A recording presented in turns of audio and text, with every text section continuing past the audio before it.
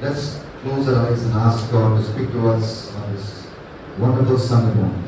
మరి వాక్యం మొదలు పెట్టే ముందు అందరం ఒక క్షణం ప్రార్థన చేద్దాము. Gracious Heavenly Father, we thank you for this wonderful Sunday morning.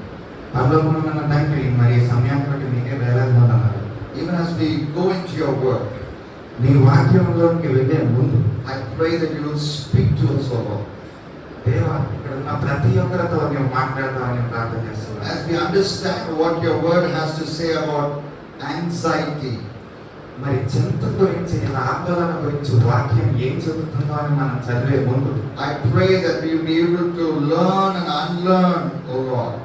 మరి దేవా, ఇక్కడ ఉన్న ప్రతి ఒక్కరు కొత్త విషయాలు నేర్చుకొని అనవసరమైనవి వదులుతాం, ఎలా వదలాలో నేర్చుకోవడానికి సహాయం చేయండి. Unlearn wrong things and learn the right thing.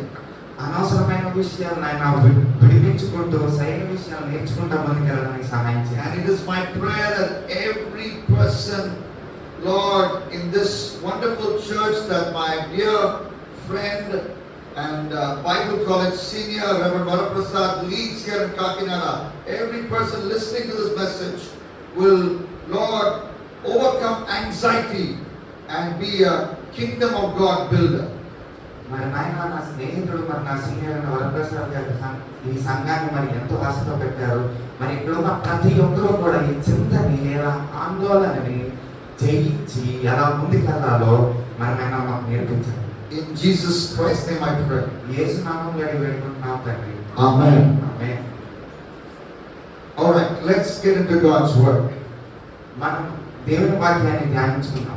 On July 29th, 2024, when it was about midnight, many cricket fans were deeply worried. They were anxious. మరి జూలై 19,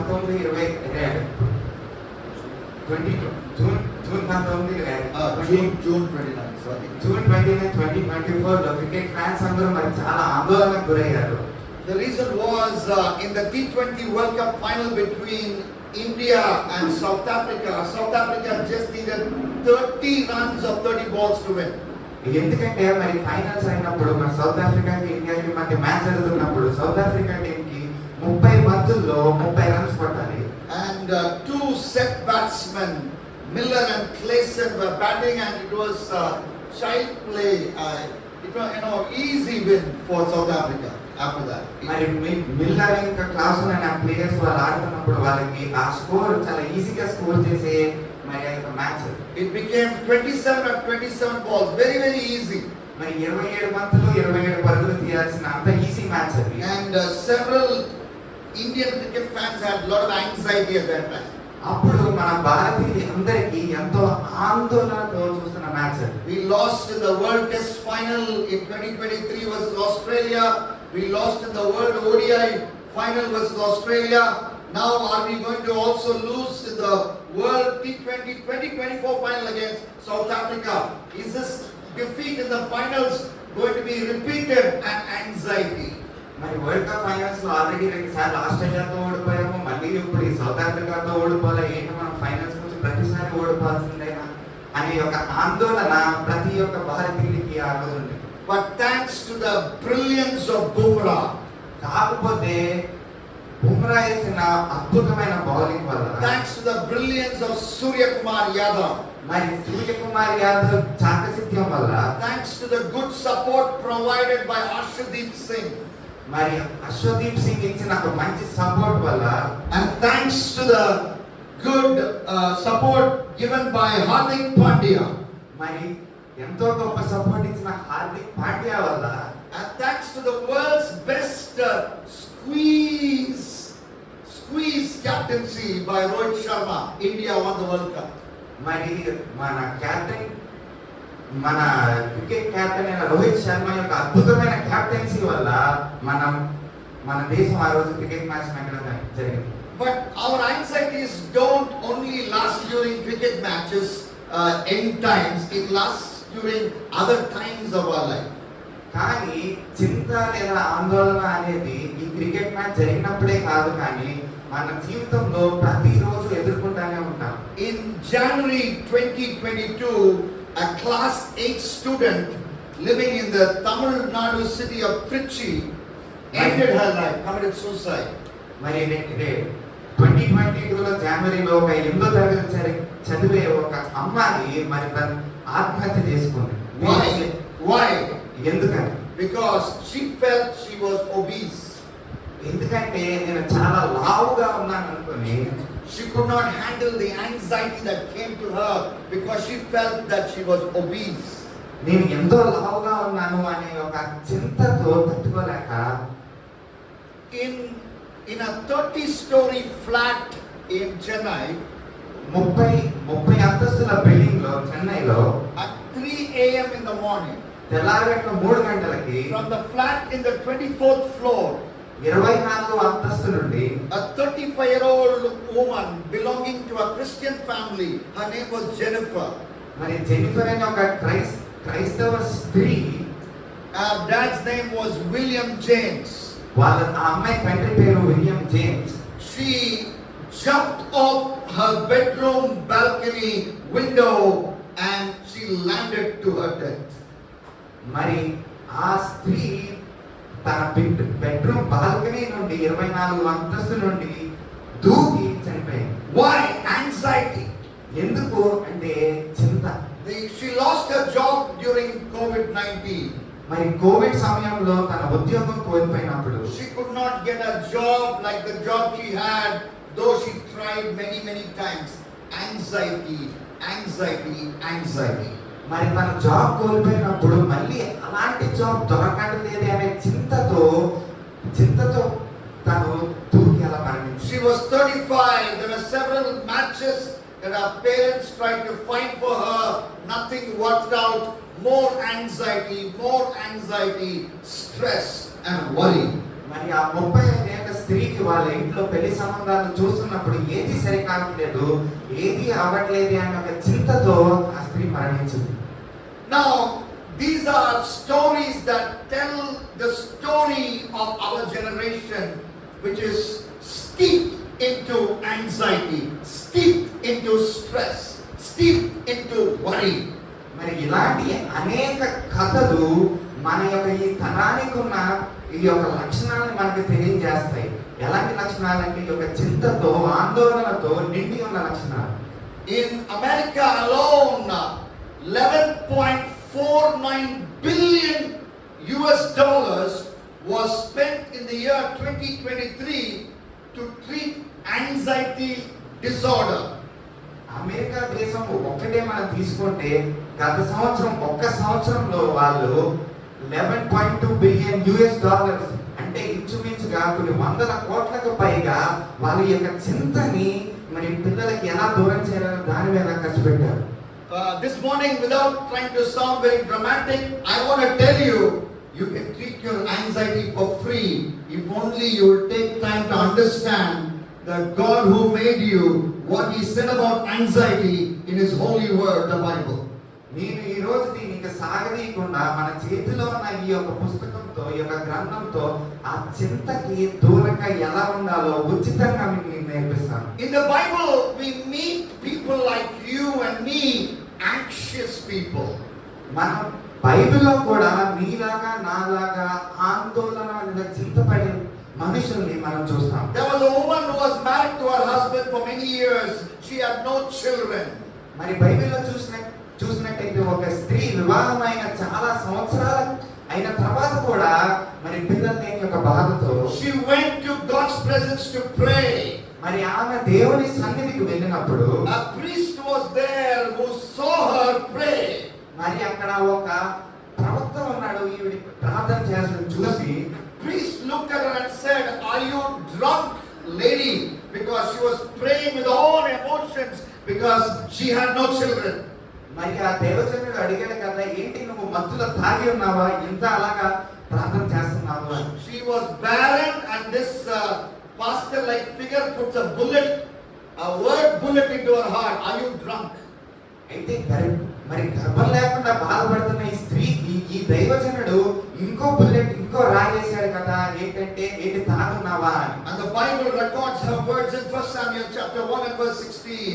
మరి ఆమె మాటలు మొదటి సమూయేలు పత్రిక 1వ అధ్యాయము 16వ వచనంలో మనం చూసినట్లయితే, Do not regard your as a worthless woman, for all along I've been speaking out of my great anxiety and vexation. ఇక్కడ ఇలా రాసి ఉన్నది కదా, మీ సేవకురాలైన నన్ను పనికి మారిన దానిగా ఎంచవద్దు, అత్యంత కోప కారణమును బట్టి బహుగా నిట్టూర్పులు విడుచుచు నాలో నేను దీన్ని చెప్పుకొనుచున్నాను అని ఇక్కడ ఉంది. Here Hannah, the woman I'm talking about, was speaking with great anxiety, great vexation. మరి ఇక్కడ హన్నా ఎంతో బాధతోనూ ఎంతో దిగులుతోనూ ఇక్కడ ప్రార్థన చేస్తున్నట్టు మనం చూస్తున్నాం. Today, if you are listening to me with great anxiety and great vexation, may I tell you, my brother, may I tell you, my sister, this message is for you. మరి ఇక్కడ ఎవరైనా కూడా ఒక ఆందోళనతోనూ చింతతోనూ నిండి ఉంటే నా సహోదరుడా సహోదరి నీకోసమే వాక్యం. And if you look at the Bible carefully and if you study from Genesis to Revelation, we understand the Bible generally tells us that we should not be anxious. మనం ఆది కాండము నుండి ప్రకటన గ్రంథం వరకు గ్రంథాన్ని ధ్యానించినట్లయితే మనకు అర్థమయ్యే ఒక విషయం ఏమిటంటే నువ్వు దేనికి కూడా చింత పడకూడదు అని. It says that again and again. ఒక్కసారి కాదు చాలా సార్లు ఇలా రాయబడింది. Let's go to the poetry books of the Bible. మనం ఇప్పుడు మనం గ్రంథంలో రాసిన కవితల దగ్గరికి Let's go వెళ్దాం. to the book of Psalms. మన కీర్తన గ్రంథం చూసినట్లయితే Psalm chapter 127. 127వ అధ్యాయం చూసినట్లయితే Verses 1 to 2. 1-2 వచనాలు మనం చూసినట్లయితే It is a song which the Jewish people sang as they climbed the hills to worship God at the top of the hill. ఆ కాలంలో యూదులు కొండలు ఎక్కే సమయంలో దేవుని ఆరాధించడానికి ఈ పాటలు పాడేవారు. What do they say in verse 1 and 2? 1-2 వచనంలో ఏం చెప్పారంటే, Unless the Lord builds the house, those who build it labor in vain. Unless the Lord watches over the city, the watchmen stay awake in vain. It is in vain that you rise up early and go late to rest, eating the bread of anxious toil, for he gives to his beloved sleep. యెహోవా ఇల్లు కట్టించిన ఎడల దాన్ని కట్టువారి ప్రయాసము వ్యర్థమే, దాని యెహోవా పట్టణమును కాపాడిన ఎడల దాని కావలి కాయువారు మేలుకొని ఉండుట వ్యర్థమే. The word of God says here, it is in vain you eat the bread of anxiety. ఇక్కడ రాసి ఉంది కదా, నీవు ఈ యొక్క చింత అనే దాని మీద భుజించడము ఎంతో వ్యర్థము అని. There is no use being anxious, in other words, this verse says. ఇంకో మాటలో చెప్పాలంటే చింత అనేది దాని వల్ల ఉపయోగకరము లేనిది అని. That is the message of the poetic books of the Bible. మనం ఈ యొక్క కీర్తన గ్రంథము చదివినట్లయితే మనకి ఈ యొక్క అర్థం మనకి You వస్తుంది. move forward and next we have the prophetic books of the Bible. మీరు ఇక్కడ నుంచి ఇంకా కొద్దిగా ముందుకు వెళ్తే And there we go to the book of Isaiah. మీరు యెషయా గ్రంథము చదివినట్లయితే Isaiah 35, 1 to 4, but I will just read verse 4. 35వ అధ్యాయము 1-4 వచనము చూసినట్లయితే మనం 4వ వచనం ఒకటే చూద్దాము. Isaiah is talking about the time where God's people will go to exile and from exile they come back. ఇక్కడ యెషయా ప్రవక్త మరి మన దేవుని నమ్ముకున్న పిల్లలు ఎలాగైతే మరి వాళ్ళ అరణ్యముకి వెళ్ళి మళ్ళీ తిరిగి వస్తారో ఇక్కడ రాయబడి ఉంది. And there in verse 4, Isaiah 35 and verse 4, he says, say to those who have an anxious heart, be strong, fear not. ఇక్కడ మనం చూసినట్లయితే భయపడక ధైర్యముగా ఉండుడి అని రాయబడి ఉన్నది. If you have an anxious heart today, God's word says, be strong, fear not. నీకు గనక ఇక భయపడే హృదయము గనక ఉంటే నువ్వు భయపడొద్దు, ధైర్యంగా నిలబడు. And direct teaching in the Bible that we should not be anxious. మన గ్రంథములో చాలా సూటిగా రాయబడింది భయపడొద్దు అని. And then we come to the book of Jeremiah, another prophetic book in the Bible. ఇప్పుడు మనం ఇర్మియా గ్రంథము చూసినట్లయితే Jeremiah chapter 17 verses 7 and 8. మరి 17వ అధ్యాయము 7-8 వచనాలు చూసినట్లయితే And I want to read the last part of verse 8.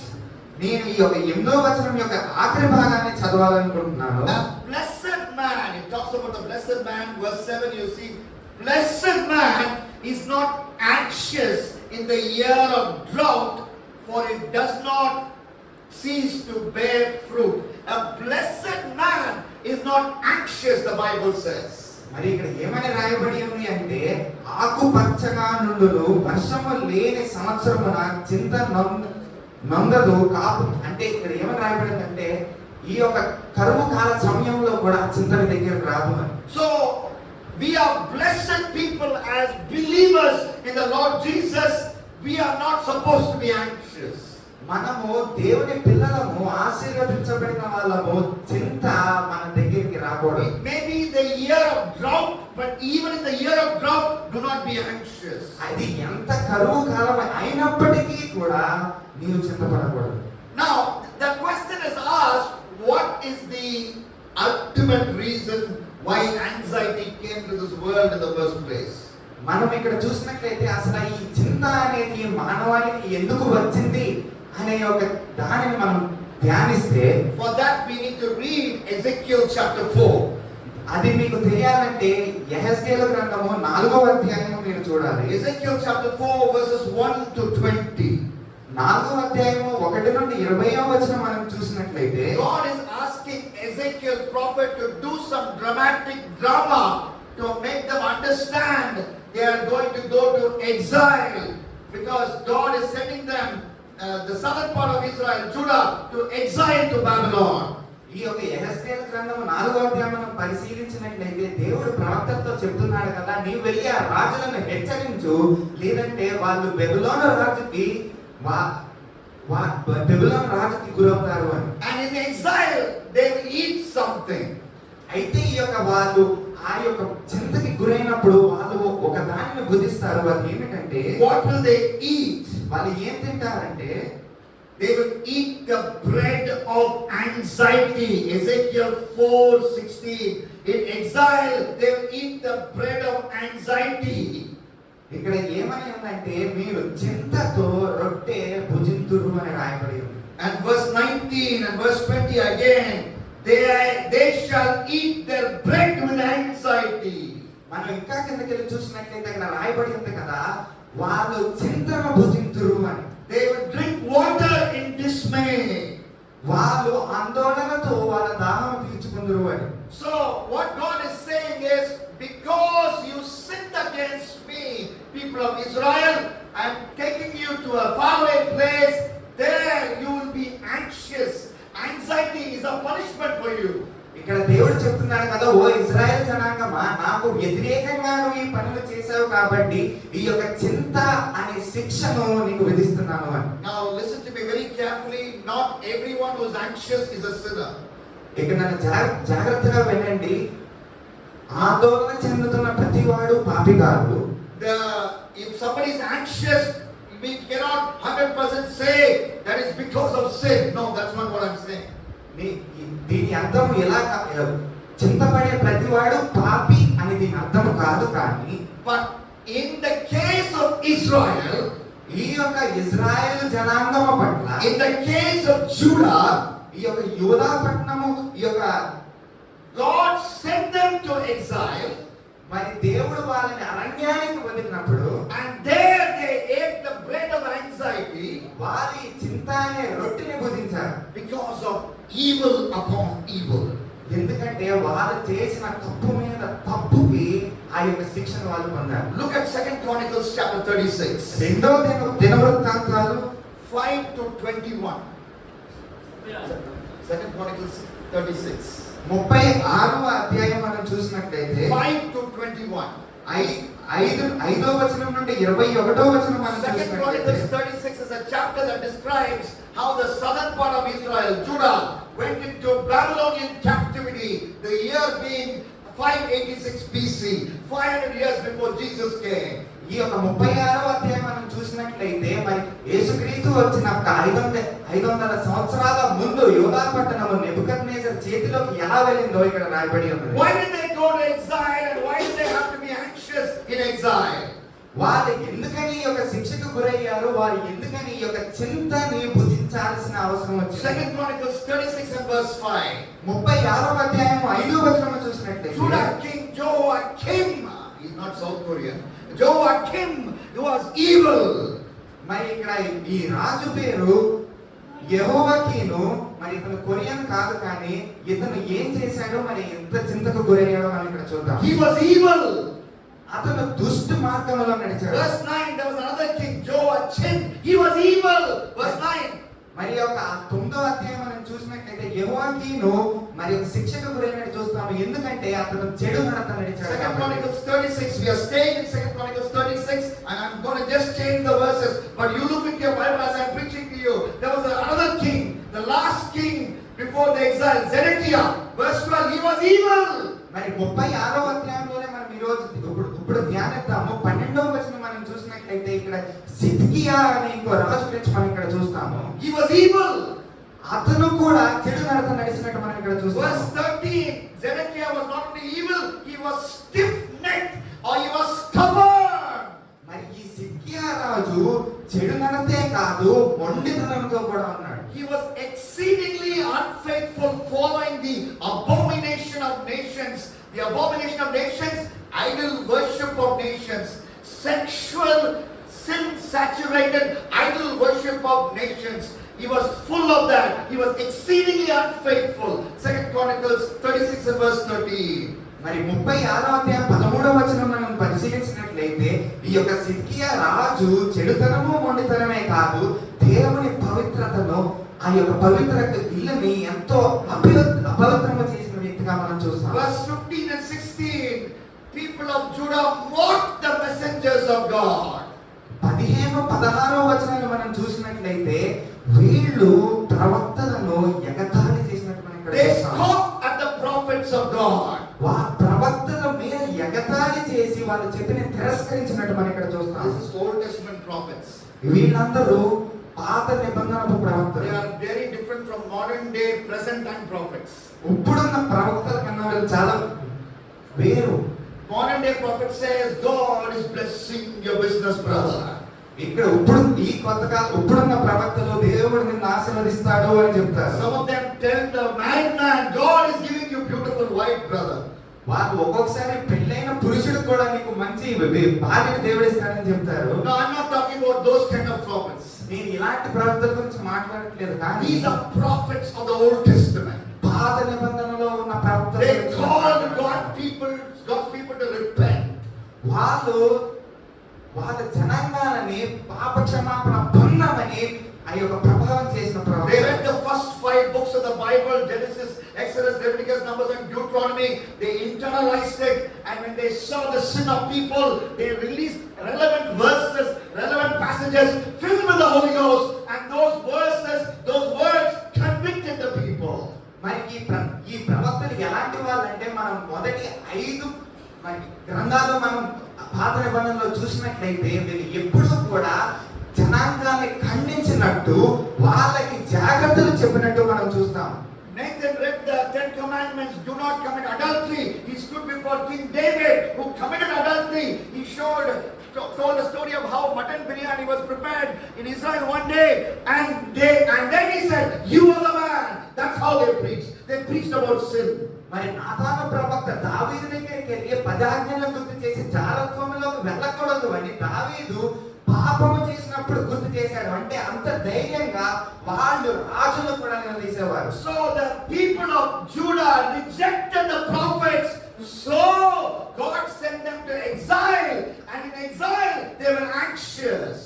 వాళ్ళు ఇలాంటి ప్రవక్తలను తిరస్కరించి ఎగతాళి చేసినందుకు దేవుడు ఈ యొక్క యూదా జనాంగాన్ని శిక్షకు గురి చేశాడు. So may I ask you, whoever you may be, hearing me here, watching me online later, whoever you may be, if you're anxious today, may I ask you to look into your life. I'm not pointing a finger at you, but you look into your life to see whether you have rejected the word of God, whether there is stubborn sin in you, maybe porn watching, maybe adultery. I don't know. You look into your life, because there is a connection between anxiety and sin in certain cases in the Bible.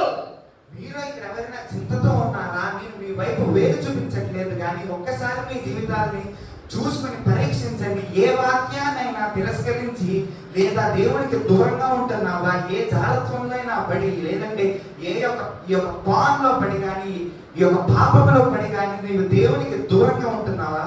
జాగ్రత్త, ఎందుకంటే పాపము ఈ యొక్క చింత ఎంతో అనుసంధానంతో ఉన్నది. Today we are flying above the Bible. ఈ రోజు మనము బైబిల్ పైన మనం చూద్దాము. We are like the peregrine falcon, which is the fastest bird in the world. నేను ఈ యొక్క ఫాల్కన్ అనే ఒక పక్షి గురించి మీతో చెప్పాలనుకుంటున్నాను. It is the fastest bird in the world. అది ప్రపంచంలోనే అన్ని జంతువుల కన్నా, అన్ని పక్షుల కన్నా ఎంతో వేగంగా ఎగిరే పక్షి. In my Activa, I go at 40 kilometers per hour. Peregrine falcon goes at 300 kilometers per hour. నేను నా యాక్టివా బండి మీద 40 కిలోమీటర్ల గంటకి వెళ్తే ఈ పక్షి 300 కిలోమీటర్లు వెళ్తుంది గంట. My daughter is sitting behind me and say, "Faster, faster, daddy, faster, daddy." మరి నా కూతురు నా వెనకాల కూర్చున్నప్పుడు చెప్తుంది, "నువ్వు ఫాస్ట్ గా వెళ్ళు అని." Once when I was living in Hyderabad, I lived in Hyderabad for 16 years. Now I live in Chennai. But one time I took my children in my car to Wonderla in Hyderabad, and my children sitting in the back row said, "Daddy, today is the best chance you have to cross 100 kilometers per hour in the car."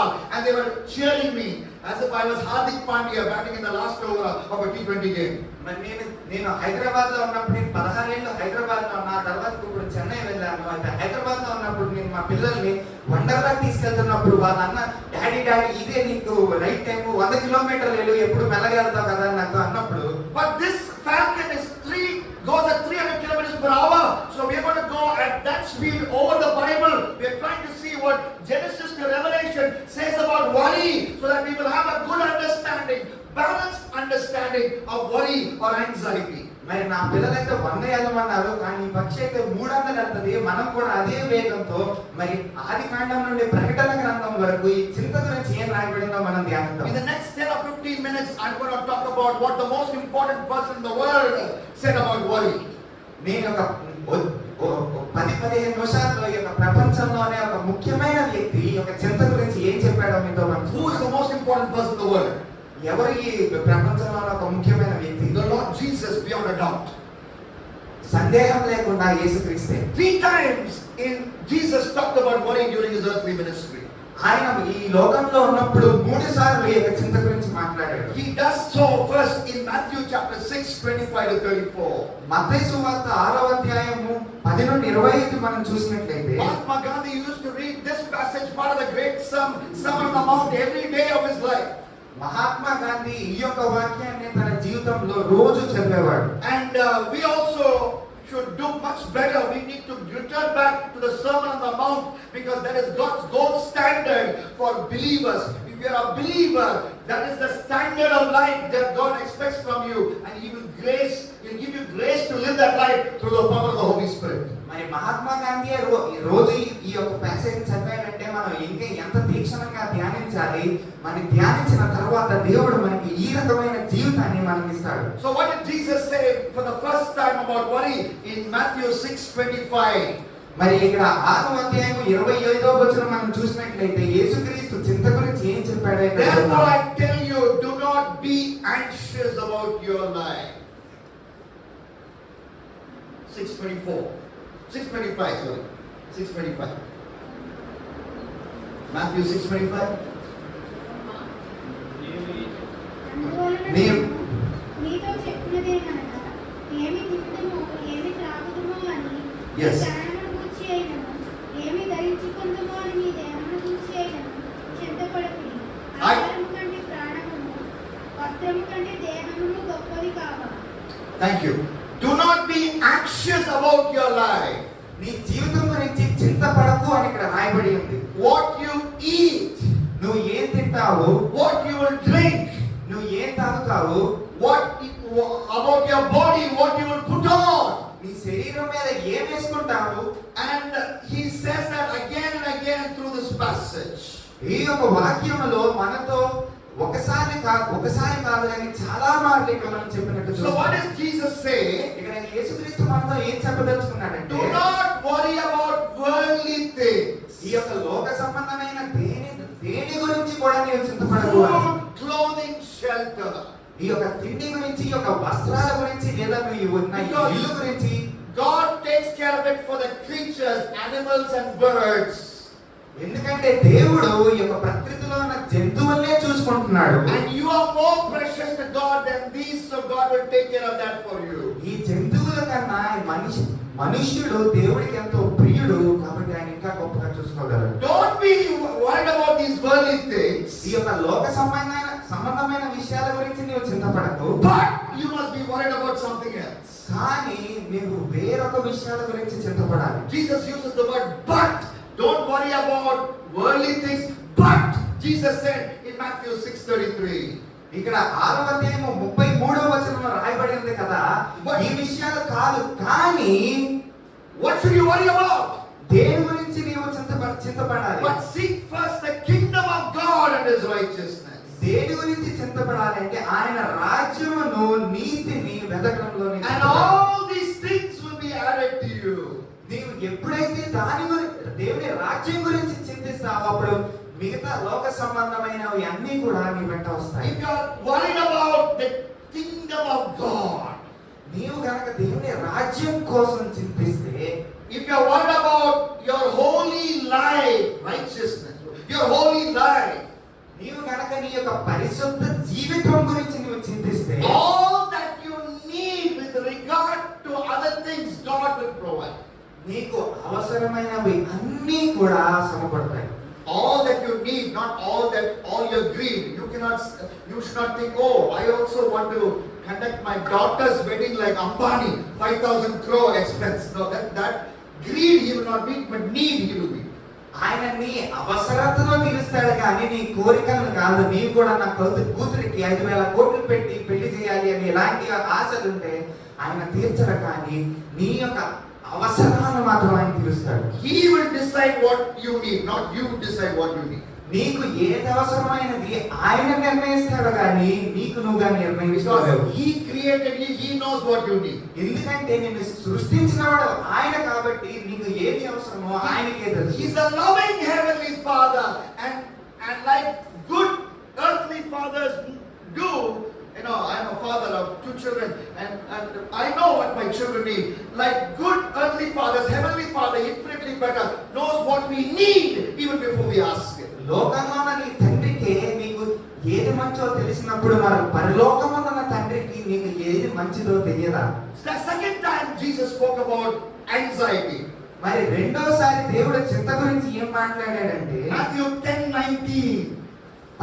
మత్తయి సువార్త 10వ అధ్యాయము 19వ వచనం మనం చూసినట్లయితే Matthew 10:1, Jesus is speaking to the disciples, 12 disciples who said tata to many their fishing, tata to their tax collection job, and then they followed him.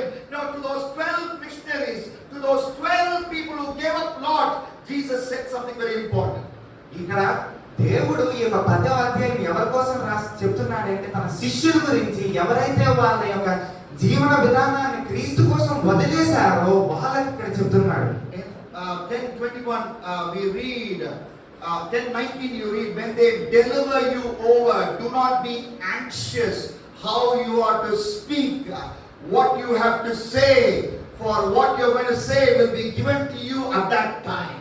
ఇక్కడ 19వ వచనం మనం చూసినట్లయితే ఎలాగ మాట్లాడుదుము ఏమి చెప్పుదుము అని చింతపుడి మీరు ఏమి చెప్పవలేదో అది ఆ గడియలో మీకు గ్రహింపబడును. Whom did Jesus say this to? ఇది ఎవరికి చెప్పాడు ఇక్కడ? 12 disciples. తనకున్న 12 శిష్యులకి. What is their core job? ఆ 12 శిష్యులకి ఉన్న వాళ్ళ పని ఏంటి? To tell about Jesus. ఆయన సువార్తను ఇతరులతో పంచుకోవడమే. So when they are doing their core job, Jesus says, don't worry. At the right time, I will give you skill to do your core job. ఇక్కడ దేవుడు చెప్తున్నాడు కదా శిష్యులతో, నీవు చింతించకు, నీకు సరైన పదాలను పరిశుద్ధాత్మ దేవుడు సరైన సమయం ఇస్తాడు అని. Your core job may be to be a homemaker, making, cooking for your family, mutton, chicken, sambar, making curd. I don't know what your core job is. నీ యొక్క పని ఏదైనా ఉండవచ్చు. నువ్వు ఒక హౌస్ వైఫ్ అయి ఉండవచ్చు, నీ యొక్క పని మరి మంచి వంటకాలు చేయడం అయి ఉండవచ్చు. Jesus will give you the power to do your core job. Don't worry, will I do well? Will my sambar come out well? Will my husband like it? Don't worry, Jesus will take care. నేను పెట్టిన సాంబార్ మా ఆయనకి నచ్చుతుందా లేదా అని నువ్వు చింతించకు, నువ్వు పెట్టు అని చూసుకుంటాడు. Your core job may be a doctor, IT professional, school teacher. Don't worry whether I will do this job well. Put your trust in Jesus. Jesus gives you skill at the right time for you to do that job well. నీవు doctor అయినా లేదంటే IT job లో ఉన్న నీ ఒక teacher అయినా నీ యొక్క పని పట్ల నువ్వు చింతించకు, దేవుడి పట్ల నమ్మకం ఉంచు. ఆయన నీకు తగిన నైపుణ్యతని ఆయన నీకు ఇస్తాడు. The third time Jesus used the word worry in his earthly ministry. ఆయన ఇక్కడ సేవ చేసినప్పుడు మూడోసారి ఏం చెప్పాడో మనం ఇక్కడ చూద్దాం. Luke chapter 10 verse 41. లూకా సువార్త 10:41. 10వ అధ్యాయం 41వ వచనం మనం చూసినట్లయితే Jesus is addressing this to one person, this message about worry. One person. ఈసారి యేసయ్య ఒక గుంపుకు కాదు, ఒక్క మనిషికి చెప్తున్నాడు. Who is that one person? ఆ ఒక్క మనిషి ఎవరు? Her name is Martha. ఆవిడ పేరు Martha. And the Bible says in Luke 10:41. మరి 10వ అధ్యాయం 41వ వచనం మనం చూసినట్లయితే The Lord answered her and said, Martha, Martha, you are anxious and troubled about many things. ఇక్కడ యేసయ్య అంటున్నాడు కదా, మార్త మార్త, నువ్వు అనేకమైన పనులను గురించి విచారము కలిగి తొందరపడుచున్నావు అని. But only one thing is necessary. కానీ అవసరమైంది ఒక్కటే. And your sister has chosen that one thing. నీ సహోదరి ఆ ఒక్కదాన్ని ఎంచుకుంది. You are too worried about cooking, Martha. ఓ మార్త, నువ్వు ఈ వంట గురించి చాలా చింతించేస్తున్నావు. You don't have to worry about that. నువ్వు దాని గురించి చింతించాల్సిన అవసరం లేదు. What should you be worried about? నువ్వు దేని గురించి చింతించాలి అంటే Making time to listen to my word. నేను చెప్పే వాక్యాన్ని వినడానికి నువ్వు చింతించాలి. That is what your sister chose to do. నీ యొక్క సహోదరి ఆ పని చేస్తుంది, నువ్వు దాన్ని చూడు అని. You have a wrong worry. Your sister has a right to worry. నీకు అనవసరమైన చింత ఉంది, నీ సహోదరికి సరియైన చింత ఉంది. What should be the right worry in the life of every believer? మరి ప్రతి ఒక్క విశ్వాసి జీవితంలో సరియైన చింత ఏది అంటే, It is 11:45 in the night. రాత్రి 11:45 అవుతుంది. Not even 15 minutes I read Bible today. That should be your worry. రాత్రి 11:12 అవుతుంది, కనీసం 15 నిమిషాలు కూడా నేను బైబిల్ చదవలేదా ఈ రోజు అనేది నీ చింత అయి ఉండాలి. But for Mark Zuckerberg, I gave so much business by using WhatsApp and using Facebook all day. I gave business to Mark Zuckerberg. But Bible I didn't read. కానీ నీవేమో మార్క్ జుకర్బర్గ్ కి Facebook వాడి మంచి business ఇస్తున్నావా? What is the worry that you have? It should be the worry. I have not spent time with the Bible. నీ చింత ఏమై ఉండాలంటే, నేను సరైన సమయం దేవుడితో గడపలేకపోతున్నానే అనేది అయి ఉండాలి. కానీ You are scratching your head. Jesus, what is the connection between overcoming worry and spending time in the Bible? మీరు బుర్రకోవచ్చు, ఇదేంటిది దేవుడితో సమయం గడపడానికి నీ చింత నుండి బయటికి రావడానికి మధ్య సంబంధం ఏంటి అని. Jesus would say, if you read the full Bible, మీరు కనుక మొత్తం గ్రంథము చదివినట్లయితే you will become wrong worry or earthly worry proof. That means earthly worries will not shake you at all. If you read the full Bible and understand its message, no earthly worry will shake you. మీరు కనుక మొత్తం గ్రంథాన్ని ధ్యానించినట్లయితే ఏ లోక సంబంధమైన విషయము కూడా నిన్ను చింతించదు. The other day in 2010 I was in the US, outside the US embassy in Hyderabad. My US visa was rejected.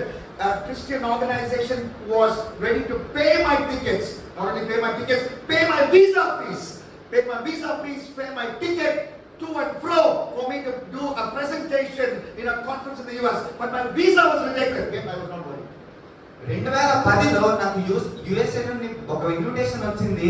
వాళ్ళ టికెట్ ఖర్చులు మరి వీసా ఛార్జీలు అన్ని పెట్టుకొని నేను ఒక ప్రెజెంటేషన్ ఇవ్వాలి, దానికోసం వాళ్ళు ఎదురు చూస్తున్నారు. అప్పుడు నా వీసా రిజెక్ట్ అయింది, అయినా కూడా నాకు ఏం చింత ఏమనిపించలేదు. Because I know the word of God, by the grace of God, I know there is something in the Bible which makes me worry proof. Nothing can make me worried. నాకు ఈ వాక్యం యేసే కృపను బట్టి ఈ వాక్యాన్ని చదివాను కాబట్టి ఈ లోక విషయాలు ఏవి కూడా నన్ను అంత చింతించలేవు. What is that? ఎందుకని In a nutshell, it comes from Jeremiah 12:5. మనకి యిర్మీయా గ్రంథాన్ని చూస్తే మనకు అది అర్థమవుతుంది. What does it say? ఏం చెప్తుంది అంటే, Jeremiah, if you are raised with men and on foot, if you are raised with men and you have become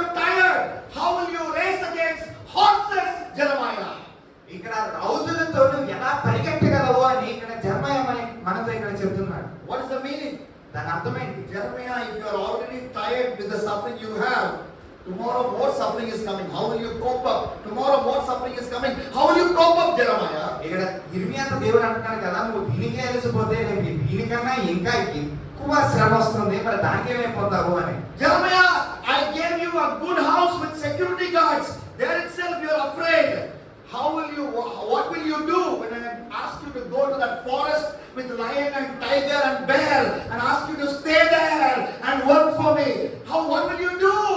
ఇక్కడ ఇర్మియా ప్రవక్తతో దేవుడు అంటున్నాడు కదా, ఓ ఇర్మియా, నీకు కాపలాదారులను ఇచ్చి ఎంతో క్షేమంగా ఇక్కడ ఉంచితే ఇక్కడే నువ్వు చింతపడుతున్నావు, రేపు పొద్దున నేను అడవిలోకి వెళ్ళడం అంటే ఆ సింహాల మధ్య నువ్వు ఎలా ఉండగలవు అని. This is my translation of Jeremiah 12:5.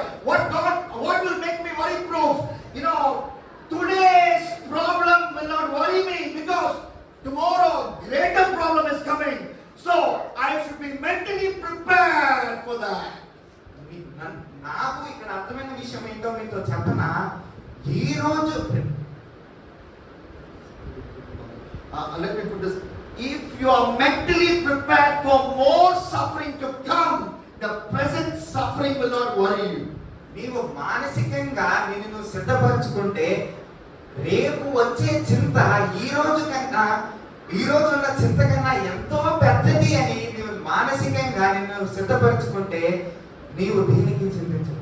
If you are mentally prepared for the more suffering to come, the present suffering will not worry you.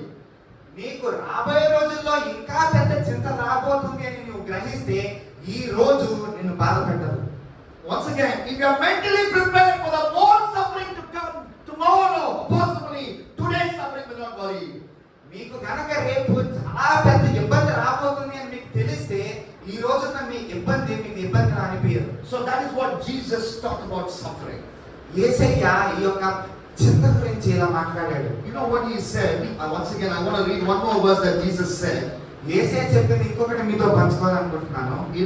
In Matthew 6:34. మత్తయి సువార్త 6వ అధ్యాయం 24వ వచనంలో చూసినట్లయితే 6:34. Do not be anxious about tomorrow. ఇక్కడ 34వ వచనం మనం చూసినట్లయితే రేపటి గురించి చింతింపకుడి అని ఇక్కడ రాయబడి ఉంది. Tomorrow will be anxious for itself. 6:34. మీ ఈ రేపటి గురించి చింతించద్దు, ఎందుకంటే రేపటి చింత రేపటిదే, ఈ రోజు కాదు. Sufficient for the day its trouble. ఈ రోజున్న శ్రమ అది నీకు సరిపోతుంది, నువ్వు దాని గురించి ఆలోచించు అని. So what is Jesus saying? ఇక్కడ యేసుక్రీస్తు ఏం చెప్తున్నాడంటే, Tomorrow will come, tomorrow you will have trouble. రేపు వచ్చే శ్రమ నువ్వు రేపు చూసుకోవాలి. So don't worry about tomorrow. నీవు ఈ రోజే ఆ తర్వాత రోజు వచ్చే శ్రమ గురించి ఆలోచించి ఇంకా చింతించుకోకు. Jesus is so different from modern preachers. ఇప్పుడు ఉన్న ఈ యొక్క Modern. ఇప్పుడున్న ప్రసంగికుల కన్నా మన దేవుడు చాలా అరుదైన వాడు. What do they say? ఇప్పుడున్న ప్రసంగికులు ఏం చెప్తారంటే, You come to my church. నా సంఘానికి రా, You give me your tithe. నీ టైత్ డబ్బులు నాకు ఇవ్వు, Tomorrow onwards there will be no suffering for you. రేపటి నుంచి నీకు ఏ చింత ఉండదని చెప్తారు. But my friend Reverend Varaprasad doesn't preach that. కానీ నా స్నేహితుడు వరప్రసాద్ అలా చెప్పడం నాకు తెలుసు. And you have come to the right place to study God's word and to be in a fellowship. But there are people out there, popular preachers. They say, you come to you give money to my ministry, your suffering will magically disappear. They are anti-Jesus. మీరు సరైన సంఘంలోనే ఉన్నారు, ఈ సంఘంలో చెప్పరు, కానీ బయట చాలా మంది ఉన్నారు, నాకు టైత్ ఇవ్వు నీ బాధలన్నీ వెళ్ళిపోతాయని. So Jesus clearly said in Matthew 6:24, sufficient for the day is its own trouble. That means today you will have trouble, tomorrow you will have trouble. And if you read Revelation 21:4, only in heaven there will be no trouble. Till then you have trouble. Revelation 21:4 is very clear. Only in Revelation, only there, all our tears will be wiped out. Till then, there will be occasion for tearing, occasion for crying. మీరు ఇక్కడ 6వ అధ్యాయాన్ని ధ్యానించినట్లయితే దేవుడు మనతో ఏం చెప్తున్నాడంటే, ఏ రోజు చింత ఆ రోజే కానీ వచ్చే ఆ తర్వాత రోజు వచ్చే యొక్క శ్రమ గురించి ఈ రోజు చింతపడకు అని ఇక్కడ మన ప్రకటన గ్రంథం 21వ అధ్యాయం చూసినట్లయితే రాయబడి ఉంది కదా. కదా, నీవు పరలోకం వెళ్ళేంత వరకు కూడా ఈ లోకం శ్రమతోనే నిండి ఉంది అని. So when you are mentally prepared, then you can handle worries.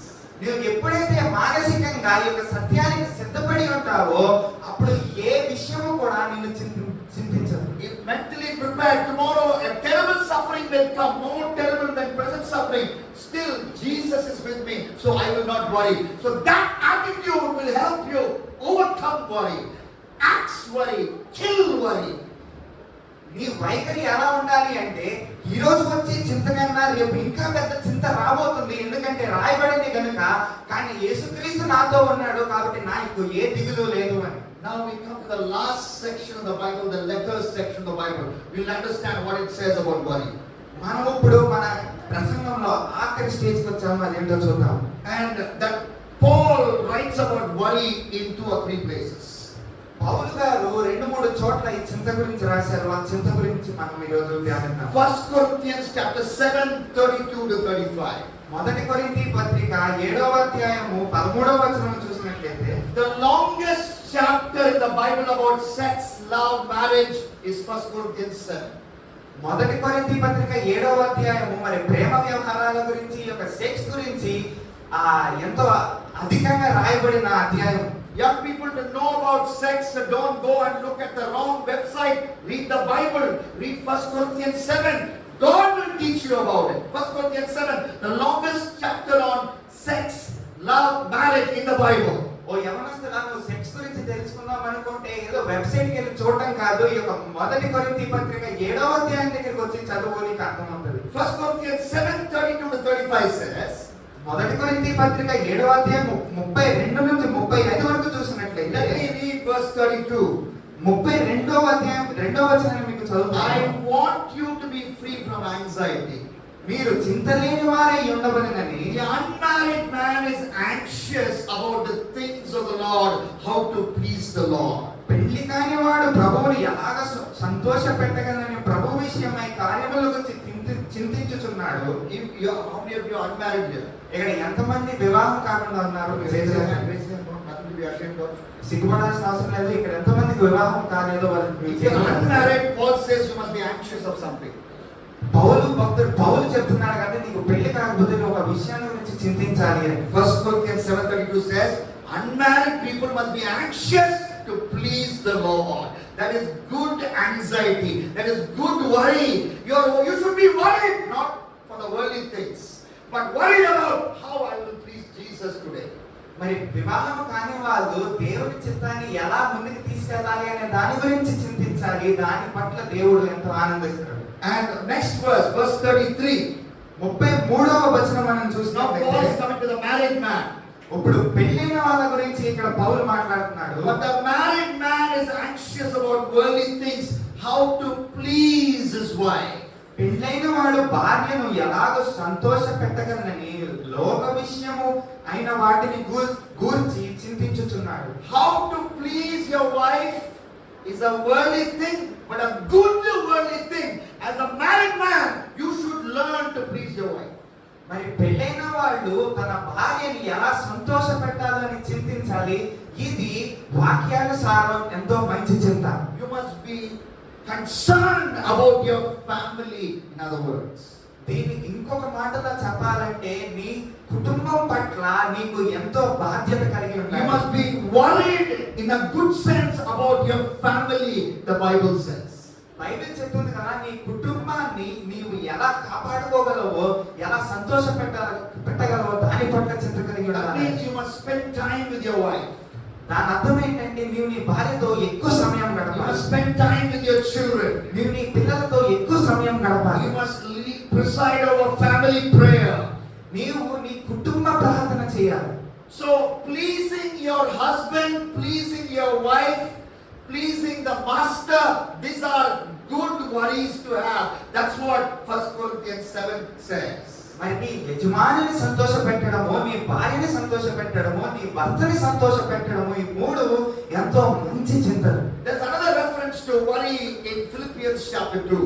Philippi పత్రిక 2వ అధ్యాయంలో ఎక్కువ మంచి ఈ యొక్క చింత గురించి రాయబడింది. Philippians 2:25 to 30. మరి 2వ అధ్యాయము 25 When చూసినట్లయితే there is a little known member of Paul's team. His name is Epaphroditus, one of the longest names in the New Testament. Epaphroditus, like hippopotamus. మరి ఇక్కడ ఒక వ్యక్తి గురించి రాయబడింది. అతని పేరు ఎపాఫ్రోడైటస్. Epaphroditus was very worried. You know why? ఇక్కడ ఈ వ్యక్తి ఎంతో చింతిస్తున్నాడు. ఎందుకో తెలుసా? If you read Philippians 2:25 to 30, you will understand he was almost about to die. ఇక్కడ 25వ వచనం నుండి 30వ వచనం వరకు మనం చూసినట్లయితే ఇతను ఎంత చింతిస్తున్నాడంటే మరి చనిపోవాలని ఒక ఆలోచన అతని చుట్టూ ఉంది. So when you are almost about to die, what will you be worried about? నువ్వు ఇంకా చనిపోదామని నిర్ణయించుకున్నప్పుడు దేనికి భయపడతావు? I'm going to die. I'm going to leave my wife and children. That will be the worry. అయ్యో నేను చనిపోతే మరి నా పిల్లల సంగతి ఏంటి, నా భార్య సంగతి ఏంటి అని దీని గురించి చింతిస్తావు. But if you read verse 26, Philippians 2:26, that was not his worry. కానీ మీరు ఇక్కడ 26వ వచనం చదివినట్లయితే దాని గురించి ఆయన చింతించట్లేదు. కానీ Philippians 2:26, what was his worry? మరి ఫిలిప్పీ పత్రిక 2వ అధ్యాయం 26వ వచనం చూసినట్లయితే ఆయన దేని గురించి చింతిస్తున్నాడంటే His worry was the Philippian believers got to know that he was sick. మరి ఆ ఫిలిప్పీ సంఘస్థులకి నాకు రోగం ఉందని తెలిసిందే అని ఆయన చింతిస్తున్నాడు. He was worried that his worry became a burden for the Philippian believers. ఇతను దేని గురించి చింతిస్తున్నాడంటే నా భారం వాళ్ళకి భారం అయిపోతుందేమో అని చింతిస్తున్నాడు. I am about to die, no problem. Only if I die, I will go and sit next to Jesus. What is the problem in that? No worry. ఒకవేళ నేను చచ్చిపోతే ఏమవుతుంది, దేవుడి పక్కన కూర్చుంటాను అని ఈయన అనుకోవట్లేదు. He's not worried about his soon to come death, but he's worried. The Philippian church heard that he is sick and may die. That news reached them. That worried them. ఈయన దేని గురించి చింతిస్తున్నాడంటే నేను చచ్చిపోతానని చింతించట్లేదు, కానీ నాకు జబ్బు చేసి చచ్చిపోతానన్నది ఆ ఫిలిప్పీ సంఘస్థులకు తెలిసిందే అనే విషయాన్ని బట్టి చింతిస్తున్నాడు. God is talking to you through Epaphroditus. ఈ యొక్క వ్యక్తి గురించి దేవుడు మీతో మాట్లాడుతున్నారు కదా. There are some characters in our world. మన ఈ యొక్క లోకంలో కొంతమంది వ్యక్తులు ఉంటారు. Morning to night they have only one job. పొద్దున్న నుండి రాత్రి వరకు ఒకటే పని. Whatever worry they have, they transfer to the other person. వాళ్ళలో ఉన్న చింతంతా ఇంకొకరినే పడేస్తా ఉంటారు. The other person listens to the story అంటే వీళ్ళ కథంతా ఇంకో మనిషి విని they don't sleep. వాళ్ళకి నిద్ర పట్టదు. But this person who transferred the worry soundly sleep. అయితే ఈ వ్యక్తి తన మనసులో ఉన్న చింతంతా ఇంకొకరినే పడేసి ఇతరు శుభ్రంగా పడుకుంటాడు, కానీ ఇతరులే పడుకునేవాడు. What a miserable existence that is. ఇది ఎంత దౌర్భాగ్యమైన జీవితం అంటే Look at the life of Epaphroditus and repent. ఈ యొక్క వ్యక్తి జీవితాన్ని మీరు చూసినట్లయితే మీరు ఆ యొక్క విషయం మీద జయాన్ని సాధించాలి. You must share your worry with the brothers and sisters in Christ, but do not overdo it. Learn to handle your own problem, because you have God with you, you have Jesus with you, you have Father with you, you have the Holy Spirit with you. You can handle your problem. Don't keep on transferring the problem as if you are giving some tracts out. నీ సమస్యను ఇతరులతో పంచుకోవడం మంచిదే, కానీ అదే పని మీద పంచుకుంటా ఉంటే నీ సమస్యని నీవు ఎదుర్కొంటావు. యేసయ్య నీకు తోడుగా ఉన్నాడు కనుక నీ సమస్యను ఎదుర్కోవడం నువ్వు నేర్చుకుంటా ఉంటాడు. I want to finally talk about one verse and we're going to pray now. నేను ఆఖరిగా ఒక వచనం గురించి మాట్లాడి ప్రార్థన చేయాలనుకుంటున్నాను. 2 Corinthians 11:28. 2 కొరింథీ పత్రిక 11వ అధ్యాయం 28వ వచనము. Paul is talking about a worry that he has. మరి పౌలు భక్తుడు తనకున్న ఈ యొక్క చింత గురించి ఇక్కడ మాట్లాడుతున్నాడు. There's one thing the Holy Spirit is teaching you through this message, which is that there is good worry, bad worry. Good worry is, worrying about your holiness. Good worry is worrying about your responsibilities for your family. Good worry, good worry is to pursue righteousness and so on and so forth. మనం ఈ రోజు చెప్పుకున్న వాక్యంలో మనకి ఏం నేర్పిస్తుందంటే రెండు రకమైన చింతలు ఉన్నాయి. ఒకటి మంచి చింత, ఇంకొకటి చెడు చింత. And in 2 Corinthians 11:28 we have one more good worry that we should have. ఇక్కడ 2 కొరింథీ పత్రిక 11వ అధ్యాయము 28వ వచనములో ఒక మంచి చింత గురించి రాయబడింది. అదేంటో మనం చూద్దాం. Paul says he was daily anxious for all the churches. ఇక్కడ పౌలు సంఘాల గురించి చింతిస్తున్నట్టు ఇక్కడ రాయబడింది. Paul was worried about all churches. అక్కడ ఉన్న సంఘములు అన్నిటి గురించి ఆయన చింతిస్తున్నట్టు ఇక్కడ రాయబడి ఉంది. If you read the full book of 1 Corinthians and 2 Corinthians, మీరు కనుక మొదటి కొరింథీ పత్రిక రెండో కొరింథీ పత్రిక మొత్తము చదివినట్లయితే you will understand the heart of Paul with regard to the churches. మరి పౌలు మనసు సంఘం పట్ల ఎలా ఉన్నది అని అర్థమవుతుంది. For example, in 1 Corinthians chapter 5, మరి మొదటి కొరింథీ పత్రిక 5వ అధ్యాయం చూసినట్లయితే in the church at Corinth there was a man, maybe a rich man, I don't know. మరి కొరింథీ సంఘములో ఒక మనుషుడు ఉన్నాడు, మేబీ ధనికుడై ఉండవచ్చు. He was sleeping with his own mother, committing sexual sin with his own mother. మరి ఈ వ్యక్తి తన సొంత తల్లితో ఒక అక్రమ సంబంధం పెట్టుకున్నట్టు మనం ఇక్కడ చూస్తాం. Paul told the church leaders to throw him out of the church. అయితే పౌలు ఆ సంఘస్థులకి ఆ మనిషిని ఆ సంఘం నుండి దూరంగా బయటికి వదిలేయమని ఆయన ఉత్తరం రాసినప్పుడు as a discipline for him. మరి ఆయనకి ఒక శిక్షణ ఇవ్వమని ఆయనకి నేర్పించమని పౌలు చెప్తున్నాడు. He will repent and come back to the church again. ఎందుకంటే ఆ సిగ్గుకి అతను మళ్ళీ పాప క్షమాపణ పొంది సంఘానికి తిరిగి వస్తాడనే ఒక చింత. But the people did not listen to him. ఆయనకు ఉన్నప్పటికీ ఆ సంఘస్థులు ఈయన మాట వినలేదు. And Paul wrote a harsh letter to the Corinthians. ఈయన మాట కొరింథీ సంఘం వినలేదు కాబట్టి ఒక కఠినమైన లేఖనము వాళ్ళకి రాశారు. Paul gave the letter to Titus. ఆ లెటర్ తీసుకొని తీతు గారికి ఇచ్చినాక And Titus goes to meet the Corinthian believers. అయితే ఈయన ఆ పత్రిక తీసుకొని కొరింథీ సంఘంకి వెళ్ళినప్పుడు And they read about Paul's concern that holiness, sexual purity in the church cannot be compromised. మరి ఆ పత్రికలో ఆయన ఏం రాశాడంటే సంఘం యొక్క సెక్షువల్ ప్యూరిటీ అనేది సంఘం దూరం అవ్వకుండా ఉండాలి. But those days no WhatsApp. ఆ రోజుల్లో మరి వాట్సాప్ లేదు. And Paul is wondering what the Bible actually says in 2 Corinthians. If you read the full 2 Corinthians, if you read it, Paul is so worried whether how the Corinthian believers are reacting to his letter. పౌలు దేని గురించి చింతిస్తున్నాడంటే నేను రాసిన ఉత్తరానికి వాళ్ళు ఎలా స్పందిస్తారా అని చింతిస్తున్నాడు. And after some time, after a long gap, Titus goes and comes back to meet Paul, and Paul has moved to another location by then. అయితే ఈ పౌలు తీతు గారి గురించి మరి వెయిట్ చేస్తున్నప్పుడు చాలా రోజుల తర్వాత తిరిగి మరి వచ్చినాక And when you read 2 Corinthians chapter 7, if you read the full chapter, 2 Corinthians chapter 7 you should read, 2 Corinthians chapter 2 you should read, 2 Corinthians 2, 2 Corinthians 7, then you will understand what I'm saying. In 2 Corinthians 7, finally Titus meets with Paul, and Paul asks him, how did they react? I'm so worried about them. How did they react to my harsh letter?